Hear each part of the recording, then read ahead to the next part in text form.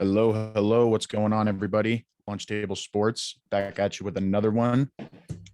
Big Tice joined by the boys here as always. How's it going, boys? What do you do? And NFL free agency frenzy is in full swing. We have had a busy day of moves to talk about. And let's just dive right into it. Dilly, biggest move of the day. What you got? Obviously, Christian Kirk to the Jags. I mean, Yeah, dude cashed out, making 21 top million three a year. paid receiver in the league. Exactly. You know, after being the number 3 receiver to a stacker Cardinals receiving core. I mean, it's just crazy how he's going to go from a 3 to not even a number 1. He'd still be the number 2, and he's still banking in 20 million a year. It's just insane. Who's the number 1 in the Jags offense? Wouldn't Marvin Jones be? I mean, Christian Kirk might beat him out, but I mean, as of now, all I'm saying is, I feel like if you're giving a guy 21 mil a year, he better be he'll be your number 1. Yeah, that's what I'm saying. I mean, right, but I mean, I'm not happy about it, obviously, because I love C. Kirk, but that just opens the door for Jarvis, Odell, Allen Robinson, all these guys that the Cardinals could potentially get. So I'm excited I'm excited to see what they'll do with it. But I don't know. I think he's worth about 6, 17, 18 as of now. Maybe in another year or so he'll be worth the 21 mil. But yeah. I mean, of course, the 84 mil is not guaranteed, or 82 mil. He'll be making somewhere within the 76 to 82 range. But it's good for the Jags. It's good for the Jags to finally get a good playmaker that they can depend on. Someone that Trevor Lawrence could, actually throw deep to. So not the only move the Jags made today either. All. I mean, they've been busy on both sides of the ball. Saya, they nabbed up one of your Atlanta Falcons. Man. Oh, look, I don't know how to say his name. Foyesade Oluokun. Oluokun, yeah. Yeah, middle linebacker out of Yale. So, he had a great time in Atlanta for about 3 or 4 years, and he kept steadily improving. Was actually the NFL leading tackler in 2021. So I think they made a good signing by signing him, and that's just a step in the right direction when you're trying to change a franchise around. Oh yeah. I hated their pick. I've hated their free agency so far. I'm not even gonna lie. I think when you got the most money, you got to spend it. I understand, but it's how you spend it is the most important part still. And I feel like you're spending it in the right areas. Don't get me wrong. You're doing what you're supposed to do as an organization, trying to rebuild and trying to create a new look at this point with new head coach, Trevor Lawrence. Just everybody's trying to figure out who you are. But Christian Kirk, way overpaid. Foye, I think, was a pretty decent deal. I think that was good. But there's still the Brandon Scherff deal still hasn't come out. And if he stays healthy, that's a great sign. If he doesn't, I mean, he's going to be one of the more overpaid players in the league just because of how often he's hurt. You could never trust. I don't think since he's come into the league, he's had a full season where he's been healthy. There's just so many things with these signings that the Jags are making. They also just signed Evan Ingram, didn't they? Yes. Yep. $9 million for a year. I mean, it's not a bad deal, but it's not a deal I would have made personally. I mean, I feel like there was people in the draft you could have gone out and gotten, and Evan Ingram, he has a Pro Bowl, but we all know he shouldn't have that Pro Bowl. I mean, it's just simple. He should not. He should not be a Pro Bowler, and he's not. I don't think he's worth the money that he's getting. There's just so many. The Christian Kirk one's the one that blows me away. 21 mil per year. I understand the base salary is 18. Still don't like it. Would not agree with it because last year alone, Allen Robinson was projected 18, 19. And a guy like Christian Kirk, who's never had 1,000 yards, he had one 100-yard game last year, and it was with DeAndre Hopkins in the lineup, not without him. it's one of those things where I'm not sure he can be that guy. I don't think he's worth that money at all. If he would have gotten a contract closer to Michael Gallup's, where it's about 13 mil per year, understandable. Honestly, that's justifiable for a player that has upside, but it still hasn't shown anything really on the field as of right now. But the Jags are just spending money to spend money at this point for me. I feel like they're going out and getting players, but they're overpaying just to make sure that they get somebody.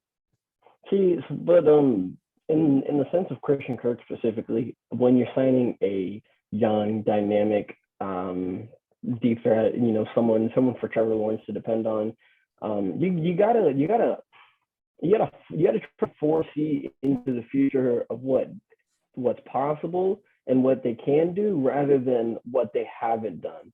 Because even though yes you gotta base someone, you can always base someone off of what they've done. You can look at their resume, but if you're signing a guy multiple year deals, you gotta think farther into the future later in that deal where he can still produce about 1,300 yards. And he was literally just checking over here at his stats, he was literally 28 yards away from and you look at every other being season 1,000 yards before, and he still did not produce. I understand this is best year, but I don't.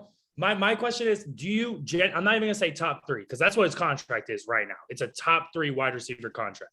Yeah. I'm not even gonna say top 3. I'm not gonna say top 5. I'm not gonna say top 10. Do you see Christian Kirk as a top 15 receiver in this league in the future? No.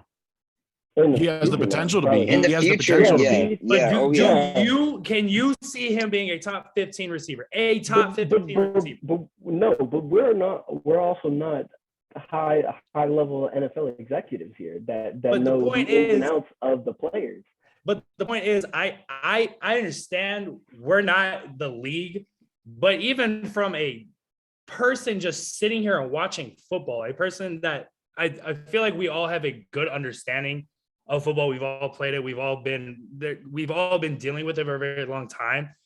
And I don't see anything that Christian Kirk brings to the table that would make me want to say, oh yeah, let's give him 21 mil per year, make him the 3rd highest paid receiver. And hopefully he can maybe be a top 15 receiver in the league. Because right now he's not top 25. He's not top 30. I can name 30 receivers better than Christian Kirk. I understand trying to sign for upside, sign for a long deal when players have to get paid more. And there's just all these different factors that come into it. He's still overpaid right now. I think by the end of his contract, we'll still be saying he's overpaid. The deal did not make sense to me at all. Like no sense. I agree. It doesn't make a lot of sense. Yeah. But I do commend what the Jaguars are doing though. They have all this money trying to build a team around Trevor. Exactly. And they're doing it while he's still on his rookie deal. I mean, we all just watched the Cincinnati Bengals go from picking in the first 2 to picking in the last 2 within a 2-year span. And they did it mostly through, high, top of the first round picks and spending money in free agency and bringing in guys who were maybe a little bit overlooked or, people thought that they were maybe overpaying a little bit for Eli Apple, Trey Hendrickson, those were not necessarily, top of the market free agents, but they're guys that they brought in that fit well. And so I feel like that's probably going to be where the value of Christian Kirk's contract comes from. If he, along with, all the other guys they're signing, can come in and be the right pieces, not necessarily put up crazy numbers and produce, but if they can just be good team pieces and fit the direction that the Jaguars are trying to rebuild in, I feel like that's where some of that value could come from. But it still is a big swing to sign a guy without any 1,000-yard seasons or any major production under his belt to that kind of deal. But I can commend them not just sitting back and, not being aggressive. I personally would love to see them actually just relax for a second. I understand having a lot of money, you want to spend it. You spend it too quickly.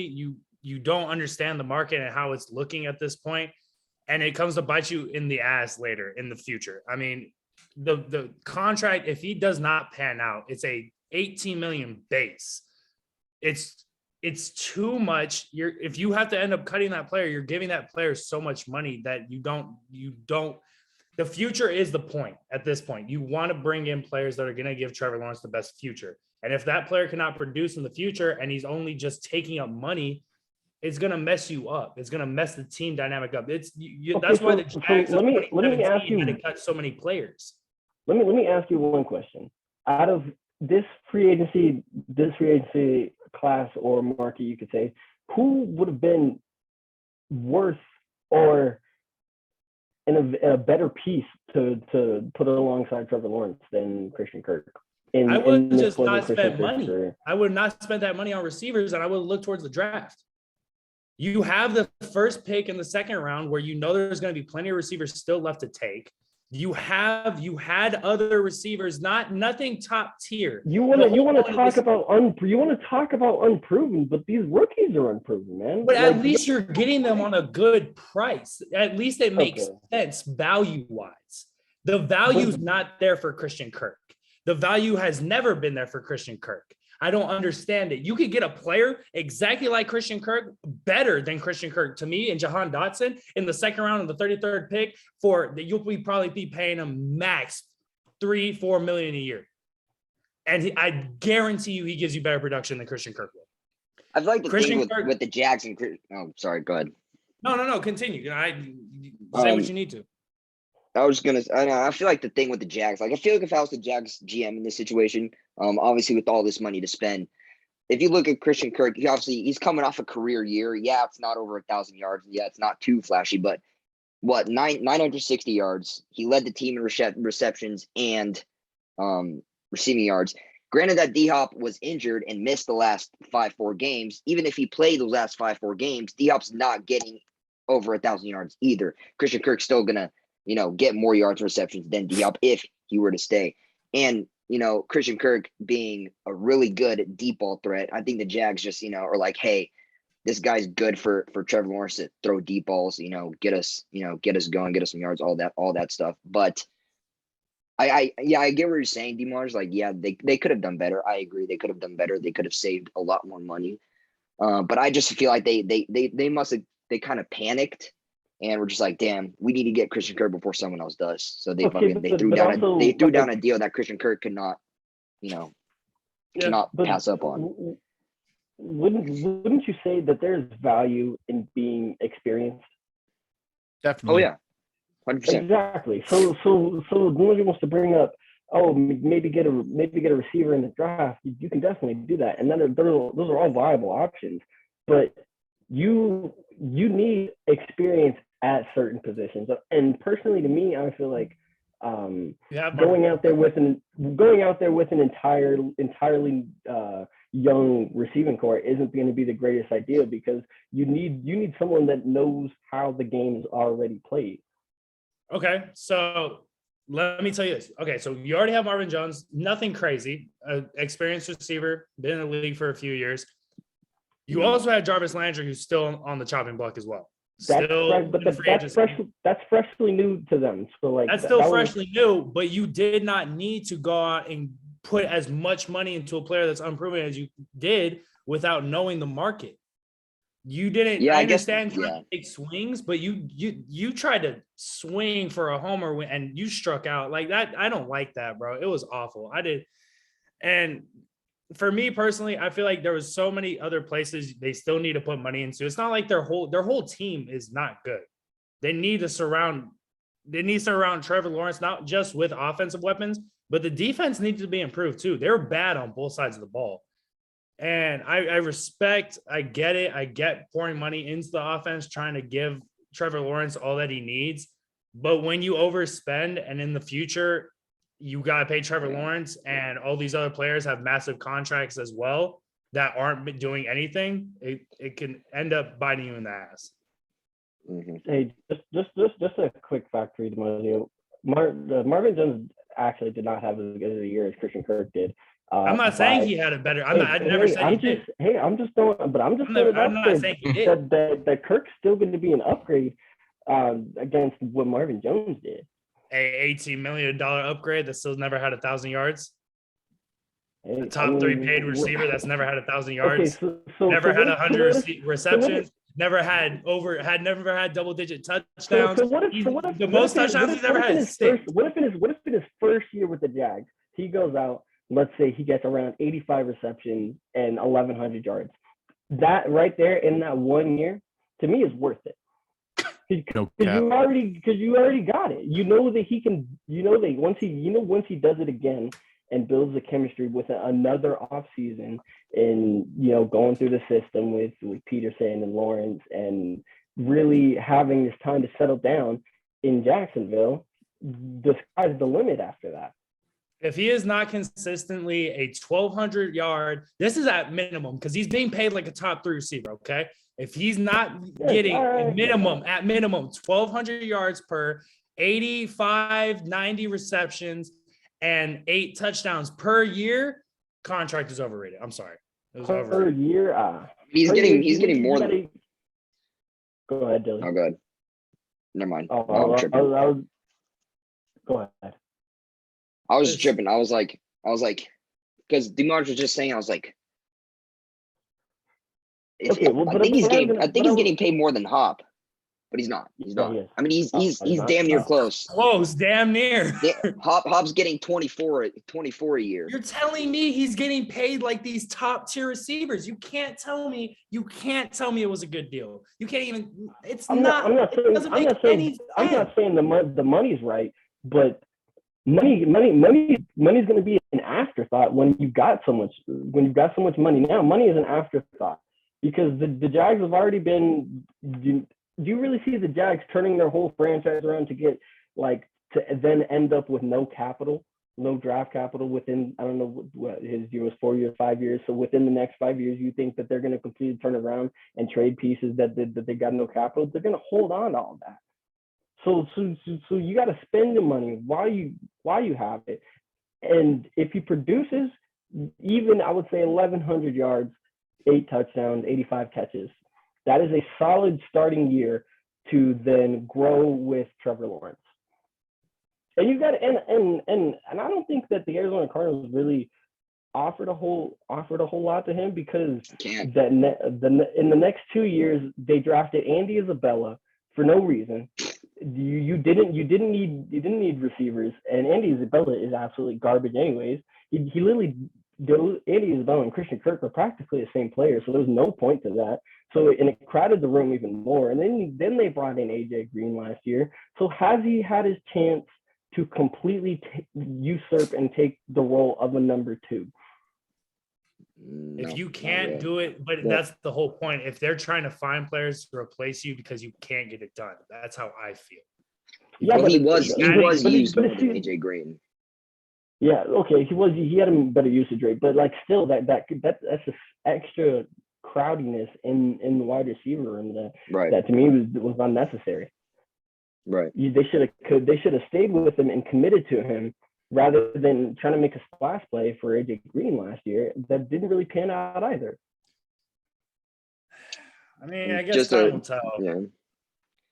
Just a few more things to top. Should be interesting television this year. Yeah. They should be. Yeah. If they get on television. Facts. We have a London game. It will be 6 in. Oh yeah. Yeah. I'm not looking up a 6 straight Jags game. Up with the sun to watch the Jaguars. Pass. Right. Yeah, I'm good. Just to finish off a couple things on the Cardinals, since we just, they five guys re-signed, including our GM and head coach. Bringing back Colt McCoy for 2 years, bringing back James Conner for 3 years, Dennis Gardeck, Zach Ertz. Still no extension on Kyler or anything like that. So we'll have to see what's going on with that. They might be waiting for Deshaun to be out the table. I was looking at something earlier that the Cardinals are the number 6 or 7th trade destination spot for Deshaun Watson, which is actually really interesting. What? So guess we'll have to see what happens on that. But obviously the Jags were not the only team active today, as the Steelers got their quarterback for the next few years in Mitch Trubisky. I think it's a great sign. I love it. But with it heavy, Trev, what's your take? Trubisky. Oh yeah, I'm a huge fan of it because multiple reasons. Everyone hates on Mitchell Trubisky for what he did in Chicago, But honestly, he took them to a playoff. He went to a Pro Bowl. He's a solid quarterback, and now him in Pittsburgh, he has better receivers, a better tight end, a better running back, better head coach, an equally good defense, and we got him cheap. So therefore, we can fix the O-line with our first round pick instead of being in a situation where we need to get a quarterback first round. We can get a corner in the draft if one falls that late.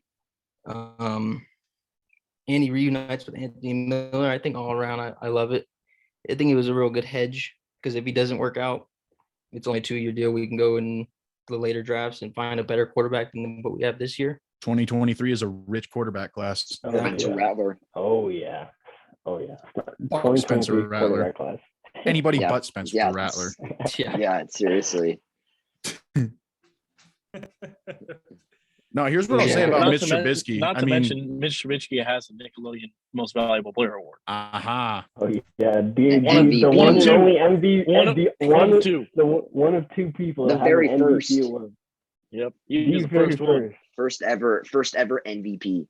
No, and here's what I'll say about Mitch Trubisky is like some people like to clown on him and stuff and clown on the Bears for drafting him, but you go back to 2017, that was the year he was drafted. Yep. Yeah, 2017.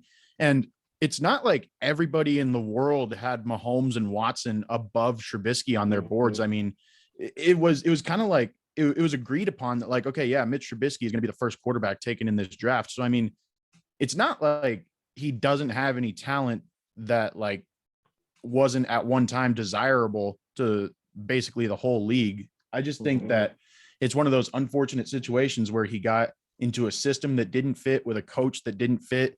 And I think he was kind of given up on a little bit too early. I mean, agreed. I don't think he looked as bad in his time starting for the Bears as like Jameis looked at times with the Buccaneers or Mariota looked at times with the Titans. But I feel like those guys were both given like a lot longer of a leash. And so I think especially with, kind of the humbling and maturing experience of being a backup behind one of the best quarterbacks. I think that it's all really good. And I think that it's going to work out in Pittsburgh, especially being like, a strong, well-run organization with a great all-time head coach, and just like the dysfunction that is in a place like Chicago or in like kind of those like lower NFL teams that are always picking high, always looking for like their next quarterback. That kind of just level of toxicity and dysfunction doesn't really seem to ever be present in Pittsburgh. So should be good for him. I feel like I just got sneak this, but all right. 1,000%, just a little bit, maybe just a little bit. 1,000% did, and nobody also said anything. I don't think it was a sneak. I think it was straight up. It was slapped you in the face. He slapped you. Honestly, it's a fair assumption. I feel like Trubisky was put into a situation that really wasn't fair to him. I personally, when I was in the middle of lifting when all of it happened, and I saw the pick, and I was pissed, absolutely infuriated at the pick at the time. And I don't think I ever really got over what happened with the whole Trubisky situation. I was very frustrated at times with how he was playing. But when you start to look at the bigger picture, I don't think it was ever really truly his fault. I think Nagy proved it to everybody that he was just an awful coach. I mean, the defense carried him in 2018. He never, ever controlled a top 15, top 10 offense. It was just always an amazing defense. Trubisky had a Pro Bowl season in the 2018 season when his defense was amazing. He played well too. So I feel like you put him in a situation, like Trev said, with an amazing defense, good weapons. I feel like he has a chance to succeed. And honestly, I want him to succeed. I want to see him do well. All love to him at this point in his career. I feel like in Pittsburgh, that's probably where his best chance right now is to turn it around. And everyone's saying that he's going to be competing with Mason Rudolph for the starting position. I don't think there's going to be a competition. I think he's got the starting position. Oh yeah. Without a doubt. D-Monch. Yeah. Yeah. D-March, when Mitch went to the Pro Bowl that season, isn't that the same season Matt Nagy won Coach of the Year? Yes, it's when we went from picking at number 8. Second. We got Roquan, and the defense was literally the best defense in the league. Yep. It was not Nagy that did anything. It was Right. Vic Fangio, Right. and he proved it when he went to the Broncos because the defense changed. It was whole thing, and all love to Trubisky. I feel like if with the right coach, and I think Tomlin can be that coach, definitely. I feel like with Tomlin, he has a chance to really resurrect his career. Yeah. Yep. Oh, yeah. Yep. Well, last episode, we were talking about how the Chargers are on the up and coming of being a real contender in the West. But now we can easily debate that they're a real contender in the AFC and in the NFL to be, a possible Super Bowl champion within the next couple of years. Obviously, trading for Khalil Mack, making, one of the best edge rushing duo to ever, come upon us. Re-signing Mike Williams, one of their best receivers, for years to come. Today, signing one of the top 5, wherever you want to put them, corners in the league, in J.C. Jackson from Bushy's Pats. Sorry, Bush. How you feeling about it? I'm hurt, but I also had a feeling it was going to come. I was talking to Maji the whole time. I was like, oh, he's not going anywhere. He's not going anywhere. But I kind of knew he was going to go somewhere. Yeah, I think it's a great signing. I mean, he's wherever you want to put him. I think he's the top 5 corner in the league. When he's healthy, when he's playing the way he was alongside Gilmore, you could put him top 3 if you really, really wanted to. Yeah, it kind of just solidifies my decision, or not my decision, but my opinion on the Chargers. I think that they're the favorite to win that now. They have a really young core, a great defense, a great defensive edge rush now. You have a great young linebacker that can also be on the edge if one of them wants to back up now in Uchenna Nwosu. You have a great offense. You have a great running back. You have great receivers. You have a really, really good young quarterback that's arguably top 5, if not top 10 in the league. Oh yeah. Yeah. I think it's a great signing. Now, for New England wise, I don't know if that's to come now. I think originally I was thinking, they're going to draft linebacker, or they're going to draft possibly a receiver. Now there's an opportunity for them to possibly draft one of the higher cornerbacks in the draft class. You guys are talking about how Stingley didn't do so well, and he also drafted. Maybe that's an opportunity for them to get him that late if he falls that late. I don't know if he will, but there's opportunities now. So I don't know. I'm hurt, but it's a great signing nonetheless. Top 5 cornerback going to an already good defense. They're my favorite to win that division. It's just one of those things that you look at it, and we were talking about it last time, and if they draft Jordan Davis, it's going according to plan, and I don't see a weak spot. There is none. If they're able to get Jordan Davis, who is a premier run stopper in college, and he is going to be in the NFL, proven by his combine being a 100% top perfect athlete. There is no. You got two great corners. You had Asante Samuel Jr. that they drafted last year, who's still young and up and coming. That you got to put respect behind because his father played in the league. J.C. Jackson, you got Derwin James, considered to be one of the best strong safeties since he even entered the league.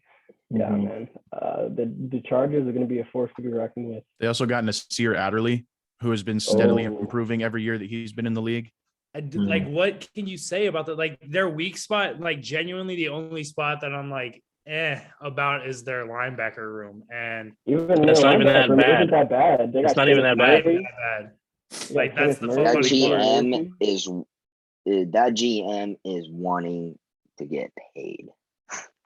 Oh yeah, he wants to win the that bowl man's now. is working on an extension. Well, I mean, imagine if you were in his shoes. I mean, the Chargers are in like such a unique position because not only are they in the most like stacked division of all time, but also they and the Rams are both kind of like competing right now for Los Angeles. And the Rams just got off to a great head start with winning a Super Bowl. And so like this is about more than just like right now. This is about like the culture in the city that you call home for the next like 50 years. So Oh, yeah. The Chargers are definitely in like uber aggressive mode right now, pulling out all the stops, and I love it. And that's that's the But thing. the Chargers, sorry. The difference between the No, Chargers and the it's- Rams, it's I feel like okay. the Rams sacrificed their future for the now. You know, Mhm. they went and dropped this money on Odell, on Vaughn, on Matt Stafford. Obviously, he worked out, but all And they're these guys drafting that people. aren't going to be that they were not going to be able to afford in these next few years when they're signing these guys like Khalil Mack, J.C. Jackson, Mike Williams, all these guys for the next 5 to 6. And Justin Herbert's still on his rookie contract, and he still needs to get an extension. But that's the difference between the LA teams. I mean, the Chargers are going to be way better than the Rams here in these next few years when the Rams are going to be better now. It's just, I feel like when you guys were talking about the whole money situation with the Jags, and if you have money, spend it. I think They're doing it the right way. They're doing it the right way. The Chargers Yeah. are doing it the right way. Okay. I feel like you say that because the Chargers were a better overall roster at the end of last year. I'm saying they're doing it the right way. You're going to because of who overspend they're. and you're going to use your money and you're just going to spend. If you're going to spend it on players are going to contribute and be top tier. J.C. Jackson balled out, gave him the good money. You had Khalil Mack you traded for, his contract's fat, but he's going to ball out and he's going to play for your team, and he gives you that edge in a division where you need to win. The Jaguars are in a zone where they need help everywhere, and they need to spend in every spot basically instead of just pouring money into specific areas. The Chargers are doing it so that even with all the money they're spending now, they're not going to be locked up and going crazy because Khalil Mack's contract is over before Justin Herbert's deal needs to be made. J.C. Jackson's going to be around the same time that Justin Herbert needs to get paid. All these players that their contracts are going to need to get reworked by the time Justin Herbert. It works out so perfectly for the Chargers, and they can win now, and they're going to be put in position where they can still win later. Mm-hmm. And that's the thing about the Chargers compared to the Jags too. Is just like DiMaggio was saying. You're spending all that money where it needed to be spent in the first place. You have top 5 cornerback going to your team. You have arguably when healthy the best edge rusher in the league on your team. It's being spent the places it needs to be. And again, with Mike Williams, he was one of their best receivers on their team last year. Why not bring him back again? Who's going to make another great season for him, obviously. Mm-hmm. And again, you still have Justin Herbert on his rookie contract still. That team is going to be good for a long time. And that just Justin Herbert alone is going to be good for a really, really long time. And he hasn't even gotten paid yet. Yeah, that team is being put in a great situation all around. And they're pouring money into spots where they need to. They're doing an amazing job of it. And they're filling the exact roles that they needed to find in hopefully the draft upcoming and free agency already. Doing a phenomenal job. I feel like they're going to have the best grade of any team. Okay, but what I was saying about the Chargers having a better roster at the end of the year and compared to the Jags is the fact that with the Chargers, yes, it's very different. But the Chargers could go into free agency and the draft, and they already knew. We as fans and football watchers already knew what they needed to improve on. The offense was never a problem. I mean, yeah, it could have been better in some games and some situational times, but that's going to come with Justin Herbert learning the NFL game, being able to read defenses. But you could have walked out after that Raiders lost to the Chargers that Chargers had with a blueprint to fixing the defense, because the defense was the problem and that wouldn't allow them to finish their games. And that's what they're doing. Now with the Jags, there's a complete problem because the whole roster is in shambles. So there is no direction to go besides, all right, let's find marquee guys at positions of need, which is practically the entire roster everywhere. And let's find value where we can. I don't know. I think yeah. very sticky situation, but I think the Chargers are doing it the right way, and I'm really excited to see how this team turns out, and not just this year, but the next few years. So before, I know we talked about to just run the NFL free agency, but I also want to tack on some MLB stuff because some big trades and free agency signings went down as well. So we'll just tag at the end. just real quick to wrap up NFL, just got the Mitch Trubisky deal.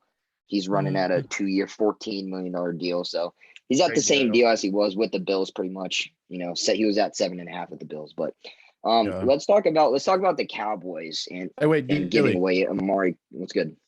Real quick, before we move on, I would be remiss if I did not take 1 second to say, Zadarius Smith, I love you. Zadarius Smith, I'll miss you. Zadarius Smith, thank you for everything. That one really hurt.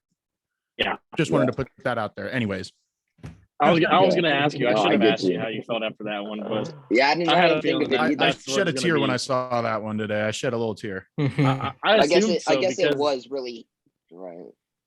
I will say I am very surprised that Preston is the Smith that we decided to retain for the future, and Zadarius is the one we let go. I'd imagine it was a really hard decision for the front office, but that one just shot the heart. Deservedly so. I mean, what he's done for your guys' team, I don't know. Yeah, I want to thank my boy Chase Edmonds too. I mean, he is just a dog, dude. I was so sad. Last year I was feeling the same way when Pat P left.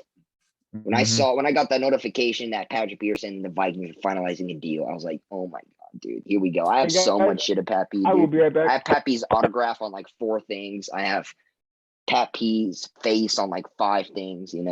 It sucks, man. It sucks. And Chase Edmonds, that one hit me.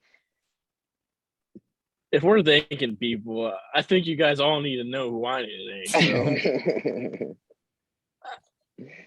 Thank you. That one gonna sting for a long time.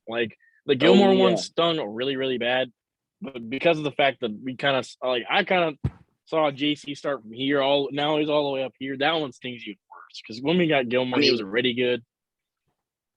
Bush, Gilly's free agent again. Do you see a reunion happening? No, I don't think so. Yeah, he'll look better. He'll look better in that red. I don't think we're gonna bring him back. It's gonna be. We're probably gonna better in State Farm Stadium. I'm sorry for that. We'll draft one. Abrupt interruption, everybody. No worries. All good. Perfect timing. I wanted to wrap up this NFL segment talking about the Cowboys because they traded away Amari Cooper to the Cleveland Browns, who is now getting rid of Jarvis Landry. So they don't really have anyone to complement Amari Cooper besides Peoples-Jones. But we all know it's not going to go well with Baker. But rumor has it the reason why they had to let Amari Cooper go was because of Dak.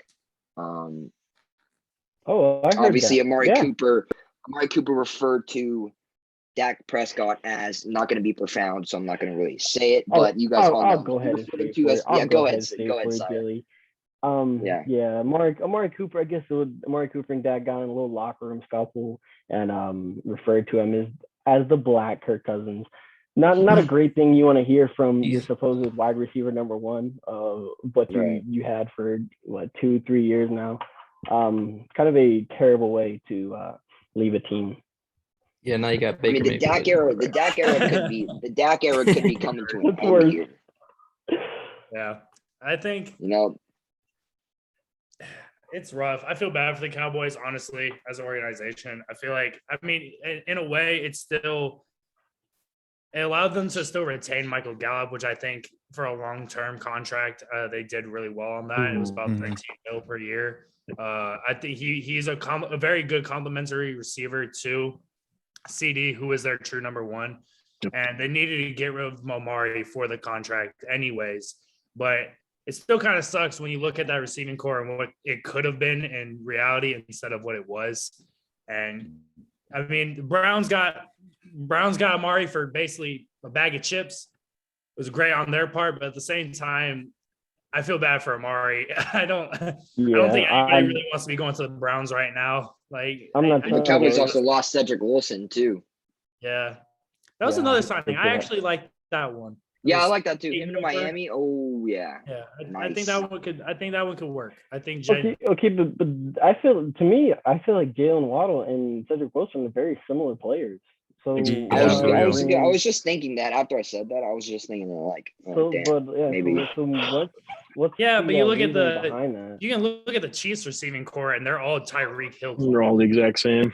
Okay, but that works because it's the Chiefs and it's Tyreek Hill. You can't. Jalen Waddle, if you're gonna say Jalen Waddle, I think is gonna be a great receiver. So he's Tyreek-esque, but there's only one of one Tyreek Hills. And you're right, but they're all there's only so many things that every time we look at the Tyreek Chiefs Hill offense, it's literally Tyreek Hill, Tyreek Hill, Tyreek Hill, Tyreek Hill. Oh, hey Travis, like that's about it.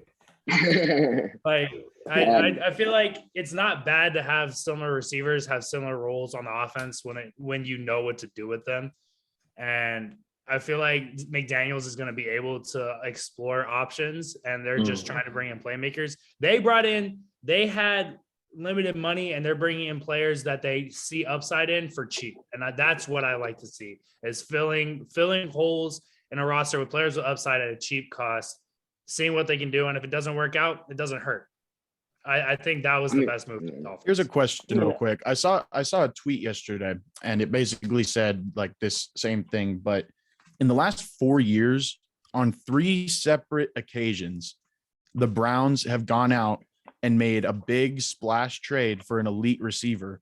But I don't think at any point in the last 4 years have the Browns been a receiver away. Oh, you know, like why do the Browns? They've been a quarterback away, really. For real. Like I don't think that getting Baker more weapons is going to be the answer. I think it's getting somebody else besides Baker. Yeah, Baker is 100% the problem. The Browns confuse me because their division is like really good, and I don't know. The Browns are in a weird spot. I feel like they have a lot of money. They essentially choose to stay at the bottom because you can only go so far as a quarterback leads you, and that goes for every team. And Baker is not going to lead them to even a divisional championship. Yeah. It pisses me off because when you look at that roster, the roster's good. Like they have a lot of really nice pieces. So I don't understand why you look at that team, and as a GM, I'm like, you know what? I believe Baker can win when he hasn't won. And at this point, all these other quarterbacks are getting traded and moved and doing all these places. Go out and get a guy. You got to give up 2 first-round picks. That sucks. You still haven't had your quarterback of the future in how many years? Just go get somebody that you can keep for the next 5 years and be like, we have somebody. Thank God. Because it's not Baker. Never. Deshaun would be nice in Cleveland. No cap. I didn't even think about that one. I haven't even thought about that. You don't want to know what's crazy? I've heard that. I've been reading up a whole lot about the Deshaun Watson situation. Obviously, we're looking for him to get traded within the next couple of weeks, but it's really not about any AFC team. Because the Colts tried to do an interview with him today, and Houston shot that down. Houston was the one like, no, we're not going to trade him interdivisional, and allow you guys to get a step ahead of us. And I feel like to me it would seem like they don't even want to trade him in the AFC. They want to get him out of the AFC. That's a good point. I didn't think about that. I mean, the Broncos, the Seahawks did it with Russ. They sent him to the other conference. The Packers were only gonna send him to listen to AFC offers for Rodgers. Brady went NFC or AFC to NFC. Yeah, I mean, it makes sense. I mean, if you have a guy who you really have no potential exactly to hold on to, I mean, you do want to get him as far away from you as possible. Yeah. So I'm convinced that Deshaun's going to Carolina. I mean, it seems like everything is just totally perfectly lining up. Could you see Deshaun going to New Orleans? No. Not with the other issues they have in that building right now. I mean, they got Alvin Kamara beating dude's face into a pulp. They got Michael Thomas. That's a really bad look to bring in 2 potential felons and have them be on the same offense, on the same team. I was going to say, though, if Alvin Kamara does get cleared, just like Deshaun does in that backfield, would be discussed. Yeah. I mean, New Orleans, too. New Orleans is one of 2 teams as of now that are favored to land Jarvis Landry between New Orleans and Kansas City. So I feel like, Mhm. I don't know, if New Orleans is trying to deal with all these guys and pursue Deshaun and Jarvis competing with other teams with both, they're going to have to just pick and choose one to heavily go after, or else they'll lose both. So, yeah. and San Diego goes I to think seems like to the Saints are everybody, just meeting with him. right. Well, yeah, but everybody, we can ask everybody and we'll get a more than 70% of answers saying that he'll go to either Carolina, maybe some even say Seattle, but Drew Lock's going to be unlocked. Seattle's not looking for a win now quarterback. Seattle is in no position to win now. They just let go of the best defensive piece they've ever drafted, and Bobby Wagner, right. and they didn't even tell it to him to his face. He found out on social media. Like, what the hell? They did something like that to Earl Thomas too. Yeah, that is worldly, disgustingly absurd by the Seattle front office. Yeah. Well, while we're in the NFC South, we haven't mentioned it yet. Arguably the biggest news of the weekend. Hello, darkness, my old friend Tom Brady is back from retirement again. Oh, Yep. goodness, bro.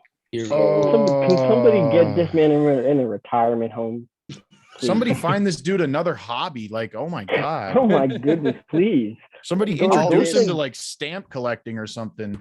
All this Someone tell him to go spend time with his to miss kids. the Super Bowl. Literally. Yeah, his kids. Oh, that shit is so annoying. I Kissing mean, them lips. In all honesty, I didn't really believe that Brady was gone.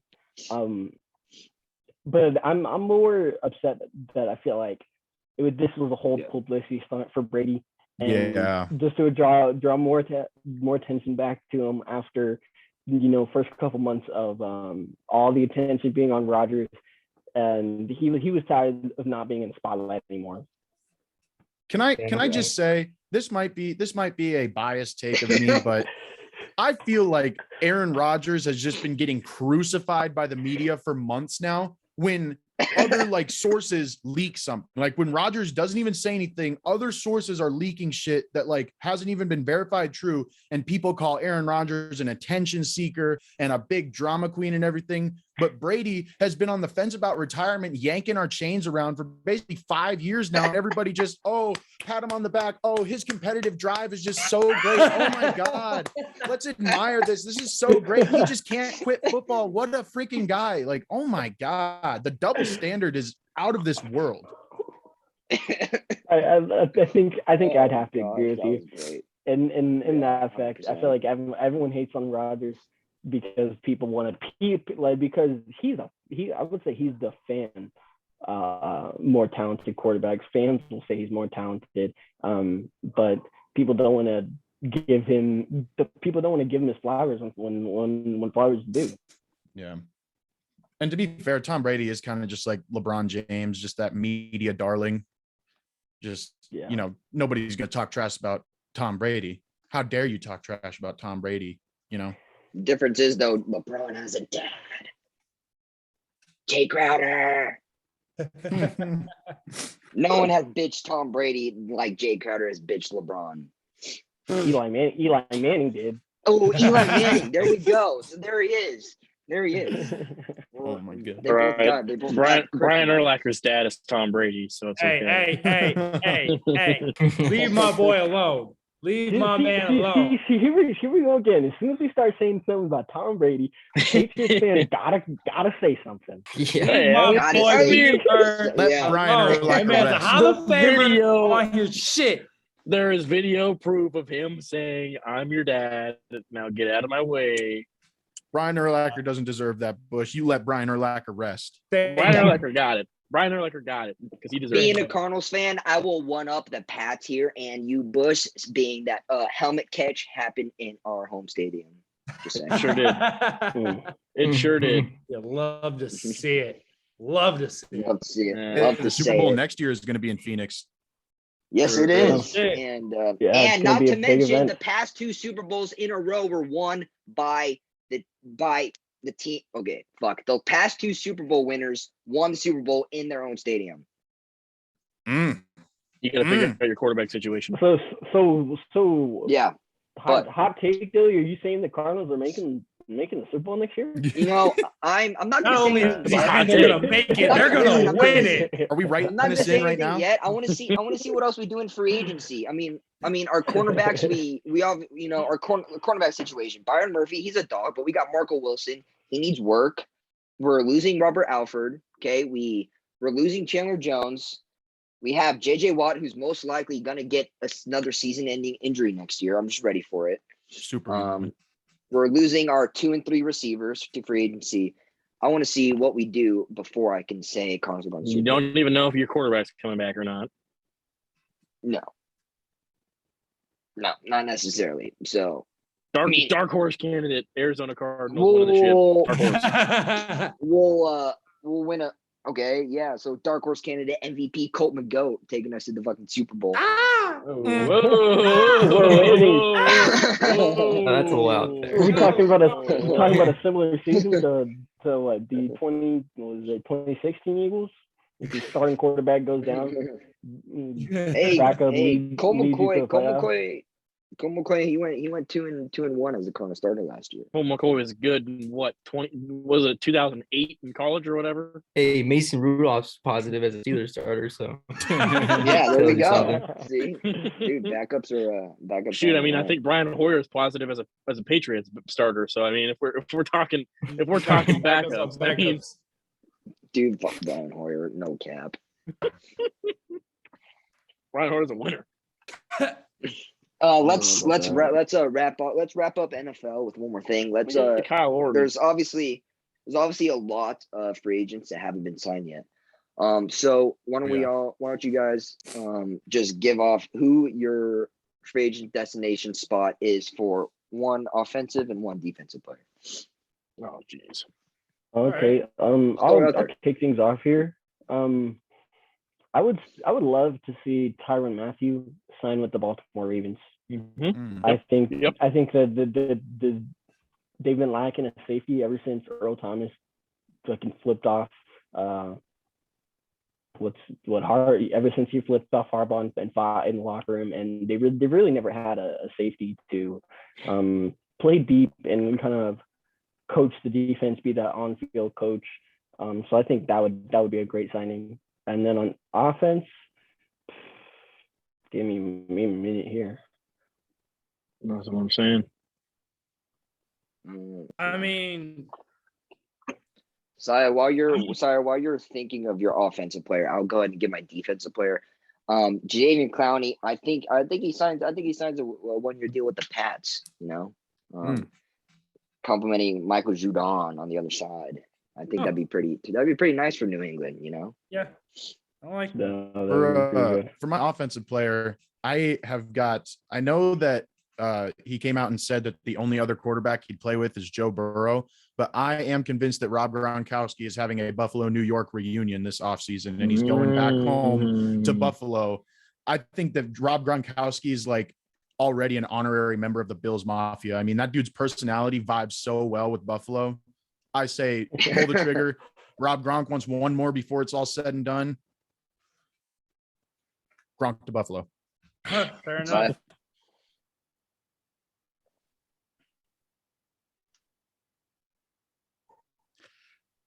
I mean, I'll go because I have to go. I had something come up, so I'm just gonna give my picks real quick for some players that I like. Brian Allen is going to the Bears. Center has been needed. I think it would be a perfect fit. He's from the Illinois area. I think it would work perfectly. So I'm excited to see that. But I'm also going to talk about another Bear that where I want to see him go. Akeem Hicks. Loved him in Chicago. I'm gonna miss him a lot. But it's funny that we were talking about Jordan Davis going to the Chargers, but what if Akeem Hicks slots in that role alongside with Jordan Davis and you just keep that'd be disgusting. You just keep building. I think that would be absolutely a unit to be messed with at that point. I mean, I don't think the Chargers would have a weakness. Overall, I think it would be a great signing. I hope Hakeem goes to the Chargers or at least another team that puts him in a position to win now. But I think Hicks to the Chargers I really love. But Our I whole gotta go, defensive y'all. front would be I'll catch Pro y'all. I Bowls. love y'all. And Catch I'll you, see y'all Dimaj. soon. Much You love. catch it, All right, Dimash. Dimash. I'm with Saya on the Tyrann Matthews trade. I think, or not trade, just signing. I think he definitely does need to go to Baltimore. I feel like that just fits him really, really well. I think that defense has the hole, and I think he'd fill it completely. And if we're talking Bears, I think Allen Robinson needs to go somewhere, and I think the Patriots would be a great spot for him. As being biased, I get it, but I think having an experienced wideout like that alongside a really, really young quarterback, only 1 year in his career, I think that'd be a really, really good fit. So, Trey? For my defensive player, I think Von Miller reunites back in Denver Yes. with Russell Wilson. Perfect. It's perfect. Yeah, it just the stars Makes align too there. much sense. Yeah. And then for my offensive player, I got Jarvis Landry going to the Kansas City Chiefs. Mm. I think they could really use him. That'd be nice. That'd be I good. don't have That'd be a, good I for don't have a Jarvis. defensive player, but I will say the Colts have got to sign a receiver. I don't care who it is. You got Landry out here still. You got some other receivers who I can't think of right now, but the Colts definitely need to get a veteran receiver of like any of the guys out here. I think that's their biggest weakness on their team besides quarterback. And if you're bringing in like a mid-tier quarterback, you got to surround him with like something so that you can be a competent offense this year. I've been seeing a lot of Gardner Minshew to the Colts. And if you're giving Gardner Minshew a shot to start for a whole season for you, you got to give him a better number one than Michael Pittman. No disrespect. He's grown from year one to year two, but Colts have got to get a veteran receiver in there. Right. Robinson, Jarvis. Who's your offensive player? I know. My we kinda offensive cut you off player. there. I feel like the Bucks are a team I'm a pick off of here. They've got a lot of free agents coming off the roster this year. Fortunately, they were fortunate enough to re-sign Ryan Jensen, starting center, play with Brady. You got to keep him. Thanks. But I'm going to pick at Leonard Fournette. He's going to be a free agent this year. 27 years of age. I'd say he's had a pretty solid career in Tampa Bay, and I would say that he was a great running back in Jacksonville even too. But I really want to see him go to my home team and go to Atlanta, man. Atlanta really needs a running back. It doesn't matter. We haven't had a running back since 2012, really. If we want to get deep with it, but I think it's a great fit where we've been struggling to run the ball, and under Arthur Smith's new power run, heavy tight ends on the line, I think that Leonard Fournette would fit that system really well. I'm gonna say real quick hot take. Go ahead. Let's hear I was gonna say real quick hot take. I think Saquon Barkley, even though he's not a free agent yet, I think he's not the problem in New York. I think they're gonna get rid of him either this year or next year. And he's going to go somewhere and he's going to flourish because he's going to finally have a good O-line, a good quarterback, and a good situation to be. I don't think he's the issue in New York. I think he's just beat up and tired of being in New York now. So I think if he goes somewhere else, you're going to see his career shoot up the way everybody expected it to be. I'll just a quick note on that interesting topic we could bring up for a couple seconds here. I saw a lot of reports actually on what if the Atlanta Falcons and the New York Giants maybe swapped a couple picks, maybe some third or fourths, put those in the deals, whichever team needs the higher pick, whatever. But what if you swapped Calvin Ridley and Saquon Barkley? I feel like the Giants I mean, that was before the whole Ridley news getting suspended. But Ridley going to New York could really help. You know, they signed Kenny Galladay. That didn't really seem too fruitful last year. Kenny Galladay was really injured and didn't really have time on the field.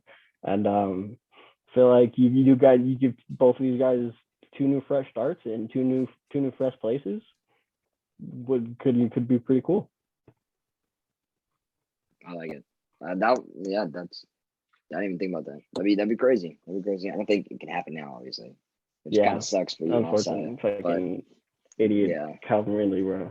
But you never know. You never know. Teams nowadays would give up their best player for a bag of bricks. So maybe Falcons could just shoot their shot and then it'll happen.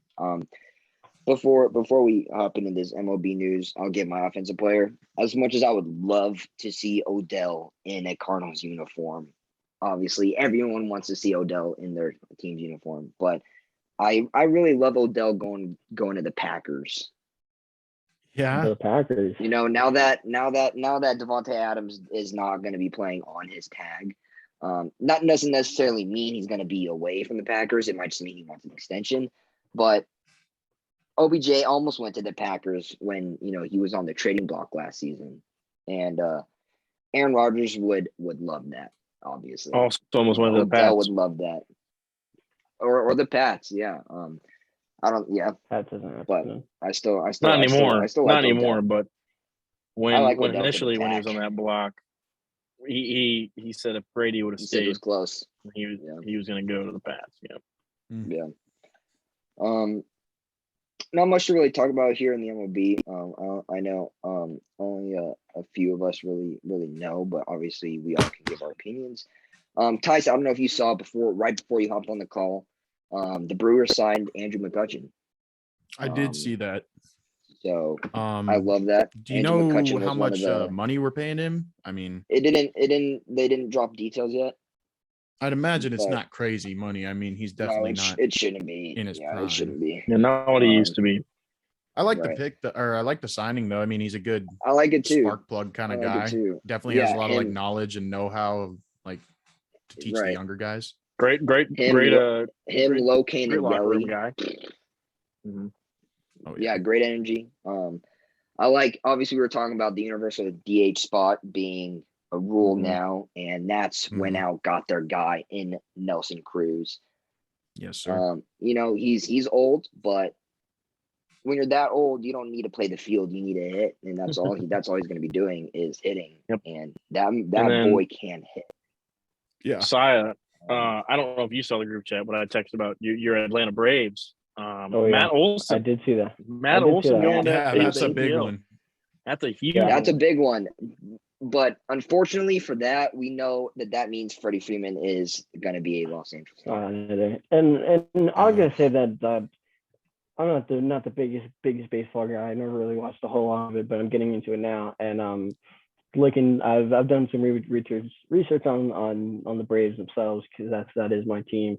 All I'm gonna say is just thank you to Freddie Freeman. He really revived the Atlanta Braves, and I'm glad that he got to win a championship while he was in Atlanta, kind of cementing his legacy there. And that's awesome. But I'm really excited on what Matt Olson can bring to Atlanta. Fresh off, even though we're fresh off a chip, I think that this still puts us in a great place to compete. Oh yeah. Not much of a difference between Matt Olson and Freddie Freeman, give or take. Freddie Freeman's an absolute legend, but Matt Olson's young, and his name's only been really out there for the past couple years, so that's fucking great. Another blockbuster trade. Yankees are sending Gary Sanchez to the Twins for Josh Donaldson, and they're also giving away Gio Urshela. Not a fan of the trade for the Yanks. I feel like they gave up too much for Josh Donaldson. Yeah. Donaldson is a beast, but I don't know. He's if a two beast. players is- He's a good. beast, but he's getting good. up there in age. He's getting up there in age. He didn't have a Josh Donaldson year last year. No, he definitely didn't have it last year. But I mean, So if they were making this trade 2 years ago, then 100% I'm with it. But because of the fact that he is getting old and his season wasn't so great last year, I'm with you, Dilly. I think they gave up a little too much. But I think there's a possibility of it still panning out. I mean, with Josh Donaldson, he could have the years he's used to having. Oh yeah. Again, even though last year Yeah. wasn't that great. So. Oh yeah. And the Twins, when obviously Joe Mauer retiring a couple years ago, they got a great catcher. They're great. They're greatest to catcher replace him. ever, in Joe Mauer. And another star-studded outfield has been created today, as the Mariners traded for Jesse Winker and Eugenio Suarez. Absolute steal. Gave away 3 prospects, maybe 4 or cash. But I mean, Jesse Winker with Mitch Haniger, and that young guy, I don't know his name. They had a young guy out there. That they're gonna have a great season in the outfield. They're still missing a few pieces. Obviously, Eugenio Suarez is gonna be great for the corner, but Mariners made the trade of the year so far. So, oh yeah. And I'm then also- not really a trade or a signing, but thoughts and prayers to Fernando Tatis. Oh yeah, broke his for wrist, had to sure. get surgery today. Expected to yeah. miss like 3 to 4 months. That's a big Yeah, loss. One of the most right exciting at the players season in the starting. MLB. If we're Right, also just, giving our that's thoughts and that's really prayers, unfortunate. yeah, it sucks. It sucks for the Padres for sure. Also Especially that, in the division that they're in. Oh yeah, and I mean, Yeah. last year, all the moves they made and all that, Mhm. getting all the guys they got and not even making the playoffs. That's it sucks for them, to have Tatis gone for the start of the season. But if we're getting our thoughts and Yeah. prayers, let's give one out to Pete Alonso. Yes. Got in a car accident. Him himself said he's thankful to even be alive. I haven't seen the crash myself yet. I'm gonna have to peep it, Neither but have Pete Alonso is going to be a big poppy for the next few years to come, for years to yeah. come. He's already banging it. He was a Him and stud. Vlad are gonna be the Albert Pujols and the David Ortiz of this generation. Oh yeah. Trev, I guess we'll end it here with the parlay of the day. Parlay of the day. I'm gonna switch it up a little bit for this episode. We got a little 3-leg NHL parlay. Give me the Anaheim Ducks plus 1.5 at New York Rangers. Give me Yeah. the Capitals money line against the Islanders, and give me the Canadians money line in regulation against the Coyotes. Oh, I like that one too. 4.3. I'm a Coyotes fan, but we suck, so I like it too. Yep. Mixing in the shell. I like the Joe. We need to talk some Chell sometime, but that could be another one. Oh, yeah. That could be another one. Oh yeah. Oh yeah. Playoffs start soon for Joe, so we'll They do start soon, so we can get on that one when it comes. Yeah. Anyone else got a topic they want to shoot out there? I'll touch real quick. Starting tomorrow, today when everybody's watching this, is the first 4 for the tournament. On the Tuesday games we got here are Texas A&M Corpus Christi versus Texas Southern, battle for the 16th seed. And then on Tuesday night, we got Indiana versus Wyoming, battle for the 12 seed. That Indiana-Wyoming game should be really good. And then on Wednesday, we got Bryant versus Wright State, battle for the other 16th seed, and Notre Dame Rutgers, battle for the 11th seed. So some pretty interesting first 4 games. Personally, I like Texas A&M Corpus Christi and Indiana tomorrow. Yep. And I like Wright State and Rutgers on Wednesday. Like it. We're all gonna give out our first 1 seed out. Yep. Who is it? Baylor. Baylor. I'm also with Baylor. I think Baylor goes out first. I just think when it comes down to Yeah. March, like you thrive when you have elite point guard play. And Right. of all the 1 seeds, I think Baylor has the weakest point guard play. Granted, I have them going all the way to the Final Four. I have them losing to U of A. Might be biased, might not be. But either way, I have them losing in the Final Four as Kansas. For me, I'm gonna roll the dice. I think it's a little risky here, but I think Kansas is possibly going to be the first seed. I feel like they've got a tough side of the bracket and where they're at, and that I feel like even though they took a loss just before the tournament, and they're probably going to be rolling high off some adrenaline, getting in and trying to get those dubs back. I think that they are going to they're going to fall out short and not really pace themselves for the tournament, if you know what I mean. Mm-hmm. Sure. It's honest. Right. Yeah. Trev, you said, yeah. what'd you say? You said Baylor? Yeah, I said Baylor. I think Baylor because a common theme with Baylor is they really played down to their competition. Yep. And I think them being at a 1 seed is really not benefiting them at all because they're playing weaker competition. Right. And I think they're just gonna get surprised and get upset early. Right. I could definitely see it. Sense. Yeah, I dig it. Episode 5 is a wrap. That was quick. That was quick. That was good. That was smooth. We beat it every week. Or every episode. We beat it. I'm excited we have a few day break before our next one. A lot more free agency to happen. So definitely should have a more stacked episode to talk about here. And March Madness is going to be kicking off. March Madness is going to be kicking off. We'll have some March to recap. So definitely catch back in to hear all our takes and all the updates on what we think about it. Also, next episode, we'll be announcing which March Madness game will be live broadcasting for our podcast. So, hell yeah. We'll hit you guys up with that. Thanks for watching. Follow us on Instagram. We need some followage. Follow us to Instagram. What lunch _ table sports. So if you want to follow us on IG, go ahead. Hit us sub to the YouTube. Like the video. Spread the video out to people. Spread the love. Yeah. Spread the love. Hell yeah.